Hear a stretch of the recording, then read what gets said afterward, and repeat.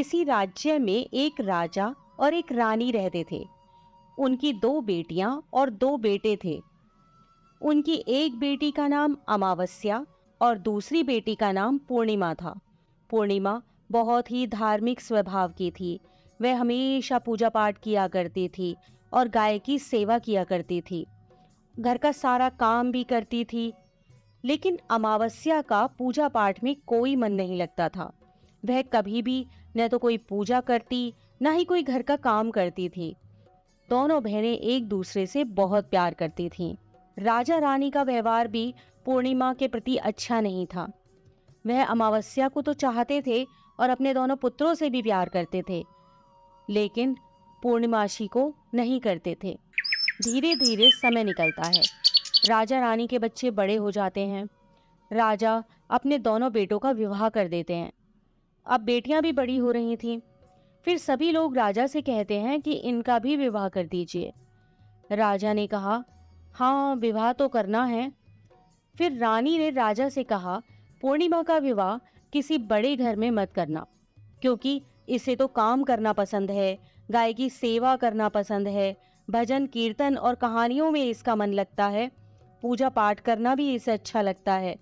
अगर यह किसी बड़े घराने में चली गई तो वहां यह सब नहीं कर पाएगी, इसलिए इसकी शादी किसी गरीब घर में ही कर देंगे। राजा ने कहा, ठीक है। और राजा पूर्णिमा के लिए रिश्ता तलाशने लगा और अंत में एक गरीब और बहुत ही साधारण घर में राजा ने पूर्णिमा का विवाह तय कर दिया। तब रानी ने कहा, महाराज, अमावस्या भी तो शादी के योग्य हो गई है, इसके लिए भी वर देखिए। दोनों बहनों का विवाह एक साथ ही कर देंगे। राजा ने उसी गांव के राजा के बेटे के साथ अमावस्या का विवाह तय कर दिया। राजा ने रानी को बताया तो वह बहुत खुश हुई और मन ही मन सोचने लगी, अब देखते हैं कि ये पूर्णिमा गरीब के घर में कैसे रहती है, बहुत पूजा पाठ वाली बनती है, इसके भगवान इसकी क्या मदद करते हैं। फिर समय आने पर राजा ने अपनी दोनों बेटियों का विवाह कर दिया। अमावस्या को बहुत धन दौलत दी, लेकिन पूर्णिमा को कुछ भी नहीं दिया। पूर्णिमा के भाई भाभी उससे बहुत प्यार करते थे, क्योंकि वह अपनी भाभियों का काम में हाथ बटाती थी। लेकिन अमावस्या उन पर रौब जमाती, उनसे अपने काम कराती, इसलिए अमावस्या के प्रति भाभियों का ज्यादा स्नेह नहीं था। फिर अमावस्या और पूर्णिमा दोनों अपने अपने ससुराल चली गईं। एक बार की बात है, अमावस्या ने अपने घर में शिव चर्चा रखी। सबको बुलाया गया, लेकिन उसने अपनी बहन पूर्णिमा को नहीं बुलाया। पूर्णिमा अपने दरवाजे पर बैठी थी तो गांव की औरतों ने कहा, तुम्हारी बहन ने अपने घर शिव चर्चा रखी है, तुम नहीं जाओगी क्या? पूर्णिमा ने कहा, नहीं बहन, मैं नहीं जा रही, क्योंकि मेरी बहन ने मुझे बुलाया नहीं है, तो मैं कैसे चली जाऊं? तो गांव की औरतों ने कहा, नहीं बुलाया तो क्या हुआ, यह तो पूजा पाठ का काम है, तुम चलो हमारे साथ। गांव की औरतों की बात मानकर पूर्णिमा शिव चर्चा में चली गई। जब अमावस्या ने पूर्णिमा को देखा तो वह गुस्से से बोली, जब मैंने तुम्हें बुलाया ही नहीं था तो तुम मेरे घर कैसे आ गई? अब आ ही गई हो तो चुपचाप एक जगह बैठी रहना, इधर उधर मत घूमना। उसने पूर्णिमा की गरीबी का भी बहुत मजाक उड़ाया। पूर्णिमा की आंखों में आंसू बहने लगे। वह भगवान शिव से प्रार्थना करने लगी कि हे भगवान, मुझ पर आप कब कृपा करोगे? आखिर मेरा कसूर ही क्या है? क्या पूजा पाठ करना, गाय माता की सेवा करना और काम करना गलत है? भगवान, अब तो मुझ पर रहम करो। इस तरह वह भगवान से विनती करने लगी। शिव चर्चा पूरी हो गई और अमावस्या ने सबको प्रसाद दिया, लेकिन पूर्णिमा को प्रसाद नहीं दिया। वह वहां से बिना प्रसाद के वापस आ गई। वह रास्ते में सोचती है कि घर पर बच्चे प्रसाद मांगेंगे तो मैं उन्हें क्या कहूंगी। फिर उसके मन में एक विचार आया कि क्यों ना अपने भाई भाभी से ही मिलकर आ जाऊं। वह अपने पति और बच्चों को बताकर अपने मायके जाने के लिए निकल गई। चलते चलते उसे एक तुलसी का पेड़ मिला। वहां एक चबूतरा बना था, जिस पर एक बूढ़ी माई बैठी थी। उस बूढ़ी माई ने पूर्णिमा से कहा, बेटी, तुम कौन हो और कहाँ जा रही हो? तब पूर्णिमा ने बूढ़ी माँ को अपना परिचय दिया और फिर बूढ़ी माँ ने कहा, बेटी देखो, मेरा तुलसी का पौधा सूखा जा रहा है, इसमें थोड़ा जल डाल दो और चबूतरे की भी धुलाई कर दो तो थोड़ी ठंडक मिलेगी। पूर्णिमा ने बहुत अच्छे तरीके से चबूतरे को धोया, तुलसी में जल दिया और तुलसी की पूजा की। उसने बूढ़ी माँ को भी स्नान कराया और उनके चरण दबाए। फिर पूर्णिमा ने कहा, माँ जी और कोई काम हो तो बता दीजिए, अगर नहीं है तो क्या मैं जाऊं? तो बूढ़ी माँ ने कहा, नहीं बेटी, और कोई काम नहीं है, अब तुम जाओ, और उसे खूब आशीर्वाद दिया। लेकिन तुम अपने मायके से लौटते समय मुझसे मिलकर जाना। उसने कहा, ठीक है माँ, और वह आगे चल पड़ी। चलते चलते रास्ते में उसे एक शिव मंदिर मिला। वहां भी एक चबूतरा था, उस पर एक बूढ़े बाबा बैठे हुए थे। वे और कोई नहीं, स्वयं शिव भगवान थे। लेकिन पूर्णिमा उन्हें पहचान नहीं पाई। बूढ़े बाबा ने कहा, तुम कौन हो बेटी? तो पूर्णिमा बोली, क्या बात है बाबा? बाबा ने कहा, बेटी, क्या तुम इस मंदिर की सफाई कर दोगी? बहुत गंदा हो गया है, और चबूतरा भी धो देना। मेरे नहाने के लिए 2 बाल्टी पानी भर दो तो तुम्हारा बहुत एहसान होगा। पूर्णिमा ने खुशी खुशी बाबा के सारे काम कर दिए और भगवान शिव की पूजा की। थोड़ा और आगे चली तो उसे काली माता का मंदिर मिला। काली माँ भी एक बूढ़ी माँ के रूप में वहां बैठी थी। काली माँ ने कहा, बेटी कौन हो? तो पूर्णिमा ने अपना नाम बताया और कहा, क्या बात है माँ जी? तो बूढ़ी माँ ने कहा, बेटी, जहाँ सब पूजा पाठ करके तो चले जाते हैं, कोई मंदिर साफ नहीं करता। देखो मंदिर कितना गंदा हो गया है, जरा इसकी साफ सफाई कर दो। पूर्णिमा ने मंदिर की साफ सफाई की और उसने काली माँ का श्रृंगार किया, पूजा की। उसके बाद बूढ़ी माँ को भी स्नान कराया और उसके हाथ पैर दबाए। फिर वह आगे बढ़ी तो एक नदी मिली। वहां भी एक बूढ़ी माँ बैठी थी और वह और कोई नहीं, स्वयं गंगा मैया थी। उन्होंने कहा, बेटी तुम कौन हो? तब पूर्णिमा ने अपना नाम बता दिया और फिर बूढ़ी माँ ने कहा, बेटी, यहाँ सब स्नान करके तो चले जाते हैं लेकिन कोई सफाई नहीं करता, तुम यहाँ की साफ सफाई कर दो। उसने वहां की भी साफ सफाई कर दी। फिर वह बूढ़ी माँ भी उसे आशीर्वाद देने लगती हैं। फिर वह एक नाव में बैठकर नदी के उस पार चली जाती है। नाव में फूल बिछे होते हैं। वो फूलों की नाव में बैठकर अपने मायके पहुंच जाती है। उसके भाई भाभी पूर्णिमा को देखकर बहुत खुश हो जाते हैं और उसकी खूब खातिरदारी करते हैं। फिर सब खूब बातें करने लगते हैं।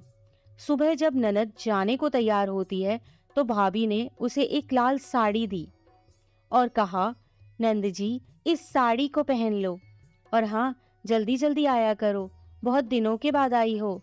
तो पूर्णिमा ने कहा, ठीक है भाभी, आप जब भी मुझे बुलाओगी मैं तभी आ जाऊंगी। और फिर पूर्णिमा ने खुश होकर वह लाल साड़ी पहन ली और श्रृंगार भी किया। भाभीयों ने थैला भरकर उसे धन और गहने दिए। पूर्णिमा घर से निकल गई। चलते चलते रास्ते में फिर वही नदी मिली और नाव में बैठकर वह नदी के दूसरे पार आ पहुंची तो वही बूढ़ी माँ मिली जो गंगा मैया थी। उन्होंने कहा, बेटी आ गई अपने मायके से? तो पूर्णिमा ने कहा, हाँ माँ जी। तब बूढ़ी माँ ने एक थैला दिया और कहा, इसे ले जाओ, मैं कहाँ रखती फिरूंगी, ये बहुत भारी है, और हाँ, इसे रास्ते में मत खोलना, अपने घर जाकर ही खोलना। पूर्णिमा ने कहा, ठीक है माँ जी, और वह वहां से चल दी। आगे चली तो काली माँ का मंदिर मिला। वहां भी वही बूढ़ी माँ बैठी हुई थी। उन्होंने भी पूर्णिमा को एक थैला दिया और अब उसके पास 3 थैले हो गए थे। वह कुछ आगे बढ़ी तो शिव मंदिर मिला। वहां बूढ़े बाबा के रूप में भगवान शिव बैठे थे। उन्होंने भी पूर्णिमा को एक थैला दिया। वह थैला लेकर आगे बढ़ी तो तुलसी माँ मिली। उन्होंने भी एक थैला दे दिया। अब जब पूर्णिमा अपने घर पहुंची तो वह 5 थैले खोलने लगी। सबसे पहले उसने अपने मायके का थैला खोला। उसमें खाने पीने की चीजें, कपड़े और गहने वगैरह थे। उसने खाने पीने की चीजें और कपड़े बच्चों को दिए तो बच्चे बहुत खुश हो गए। दूसरा थैला जो गंगा मैया ने दिया था उसे खोला तो उसमें सोना चांदी भरा था। तीसरा थैला जो काली माँ ने दिया था, उसमें 16 सिंगार का सामान था। चौथा थैला जो भगवान शिव का था, उसमें सब खुशियां थी, धन संपत्ति सब कुछ था। पांचवा थैला तुलसी मैया का था। जब उसने उसे खोला तो उसमें चावल, गेहूं और हर तरीके का अनाज था। पूर्णिमा के घर अब किसी प्रकार की कोई कमी नहीं थी। धन संपत्ति और भंडार से उसका घर भर गया था। पूर्णिमा खुशी खुशी रहने लगी। एक दिन पूर्णिमा ने सोचा, क्यों ना मैं अपने घर शिव चर्चा कराऊं। फिर पूर्णिमा ने शिव चर्चा रखी, सबको बुलाया। वह अपनी बहन के घर भी गई बुलावा देने। जब अमावस्या अपनी बहन के घर शिव चर्चा में आई तो उसके घर में धन दौलत देखकर आश्चर्य में पड़ गई। फिर अमावस्या ने पूछा, तुम्हारे पास इतना धन दौलत और वैभव कहाँ से हो गया? तो पूर्णिमा ने कहा, देखो बहन, तुमने शिव चर्चा रखी थी, मुझे नहीं बुलाया, फिर भी मैं बिना बुलाए तुम्हारे घर गई, लेकिन तुमने मुझे प्रसाद भी नहीं दिया। फिर तुम्हारे घर से आने के बाद मैं मायके चली गई। और इस तरीके से एक एक करके पूर्णिमा ने सारी बातें अमावस्या को बता दी। अमावस्या ने कहा, मैं भी अपने मायके जाऊंगी, तुम मुझे भी डांटो और प्रसाद भी मत देना। लेकिन पूर्णिमा ने कहा, भगवान का प्रसाद है, मैं तो सबको दूंगी। लेकिन अमावस्या ने प्रसाद नहीं लिया और अपने घर जाकर बच्चों से कहकर अपने मायके के लिए चली गई। चलते चलते तुलसी माँ मिली। उन्होंने कहा, बेटी, यह एक चबूतरा धो दो, तुलसी में पानी डाल दो। तो अमावस्या ने कहा, ए बुढ़िया, मैंने इतनी महंगी साड़ी पहन रखी है, जी गंदी हो जाएगी, मैं कुछ नहीं करूंगी। आगे चलकर भगवान शिवजी मिले तो उसने उनसे भी ऐसे ही कह दिया। उससे आगे काली माँ मिली तो उनसे भी यही कह दिया। और फिर गंगा मैया मिली और उनसे भी उसने ऐसा ही किया और उनका कोई काम नहीं किया। जब वह नाव में बैठी थी, नाव में कांटे थे, ये कांटे उसके पैरों में चुभ गए। फिर वह अपने मायके पहुंची। जब उसे भाभीियों ने देखा तो मुंह बना लिया, जे कहाँ से आ गई। अरे, पूर्णिमा के पास तो कुछ नहीं था, इसलिए उसे सब कुछ दिया, लेकिन यह यहाँ क्यों आई है? चलो कोई बात नहीं, अब आ ही गई है तो क्या कर सकते हैं। उन्होंने अमावस्या से कहा, आओ जीजी बैठो। अमावस्या खाना खाकर सो गई। सुबह हुई तो अमावस्या ने कहा, भाभी अब हम चलते हैं। तो भाभी ने कहा, ठीक है। तब अमावस्या ने कहा, भाभी, पूर्णिमा को तो आपने थैला भरकर सामान दिया था, मुझे कुछ नहीं। तो भाभी ने कहा, जाओ, तुम्हारे घर थैला पहुंचा देंगे। फिर अमावस्या चल दी तो गंगा मैया मिली। गंगा मैया ने कहा, आ गई बेटी? तो उसने कहा, आपने पूर्णिमा को तो थैला भरकर दिया था, मुझे कुछ नहीं दोगी? तो गंगा मैया ने कहा, ठीक है, जाओ बेटी, हम तुम्हारा सामान तुम्हारे घर भिजवा देंगे। ऐसे ही भगवान शिव ने, काली माँ ने और तुलसी माता ने कह दिया। जब वे घर पहुंची तो उसके आंगन में 5 थैले रखे थे। जब अमावस्या सारे थैले खोलती है तो किसी में मिट्टी, किसी में ईंट पत्थर, किसी में सांप बिच्छू थे। उसने अपना माथा पीट लिया और कहा, हे भगवान, हमें मायके में भी कुछ नहीं मिला और इधर भी कुछ नहीं मिला। फिर अमावस्या दौड़कर पूर्णिमा के पास जाती है और कहती है, तुझे इतना सब मिला लेकिन मुझे तो कुछ भी नहीं मिला। तो पूर्णिमा ने कहा, जब मैं मायके जाती हूँ तो भाभीियों की मदद करती हूँ, तुमने तो भाभीियों की मदद कभी नहीं की, तो भाभी तुमको क्या देती? गंगा मैया को भी तुमने ठुकरा दिया, शिवजी, काली माँ और तुलसी माँ, सबको ही तुमने ठुकरा दिया, इसलिए भगवान ने तुम्हें कुछ नहीं दिया। अमावस्या कहती है, बहन मुझे माफ कर दो, मैंने सदा तुम पर अत्याचार किए हैं, लेकिन इसमें मेरा कोई कसूर नहीं था। तुम मुझे भी विधि बतलाओ जिससे मैं भी भगवान की भक्ति करके सब कुछ पालूंगी। तो पूर्णिमा ने कहा, बहन देखो, 3 ही बातें हैं ज्ञान की। पहली, सब पर दया करना, दूसरी चर्चा करना और तीसरी है 108 बार ओम नमः शिवाय का जाप करना। बहन, भगवान ने जो 3 सूत्र दिए हैं वह प्रसाद के रूप में स्वीकार कर लो और हृदय में बसा लो।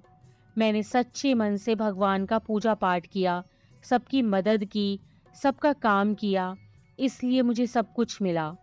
और तुम्हारे पास जो भी था वह भी खत्म हो गया। अमावस्या अपने घर गई और खूब पूजा पाठ करने लगी और भगवान शिव से उसने मन ही मन माफ़ी मांगी। इसी प्रकार की अन्य व्रत एवं पौराणिक कथा कहानियों के लिए हमारे चैनल को सब्सक्राइब और शेयर करें, ताकि आप भी दूसरों तक इन्हें पहुंचाकर धर्म लाभ प्राप्त कर सकें।